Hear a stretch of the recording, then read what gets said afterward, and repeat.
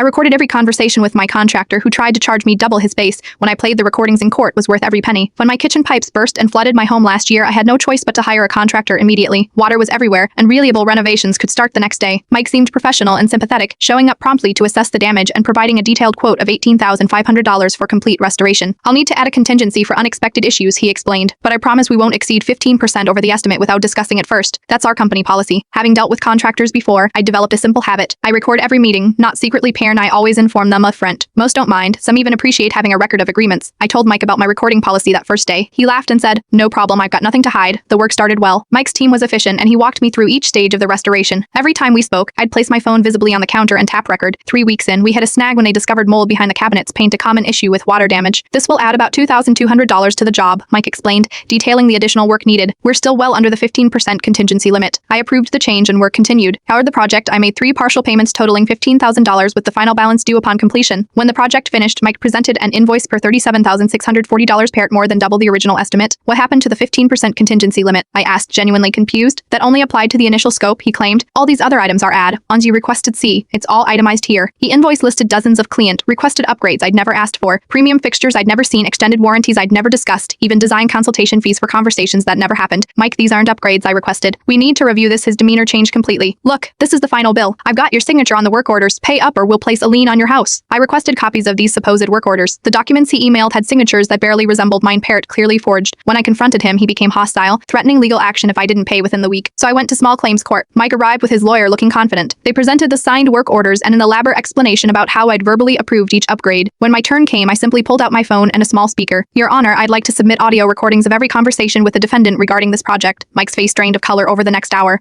I played recordings that systematically dismantled his claims. There was clear audio of our initial agreement, including the 15% contingency limit. There was audio of the single approved change for mold remediation. Most damning, there was audio of Mike explicitly saying, "We're all done. Final cost is $21,350, including the mold work," just 3 days before he delivered the inflated invoice. The judge interrupted the proceedings. "Mr. Thompson, do you have any explanation for the discrepancy between these recordings and your invoice?" Mike stammered about miscommunications and tried to suggest the recordings were edited. The judge asked if he wanted to request analysis of the audio files, warning that falsely claiming evidence tampering would have serious consequences. Mike declined. The judge not only ruled in my favor, but ordered Mike to complete the work properly at no additional cost and pay me $5,000 for willful deception and attempt to defraud. As we left the courtroom, Mike hissed, "You set me up with those recordings." "No," I replied calmly. "I told you I was recording on day 1. You were free to be honest at any point." Since then, I've referred 5 friends to small claims court over contractor disputes. 3 have won their cases. My advice is always the same. Check recording consent laws in your state, inform all parties you are recording, and keep every conversation. It's not about catching people bentry. It's about encouraging honesty. The $40 speaker I bought for the court hearing was the best investment I've ever made.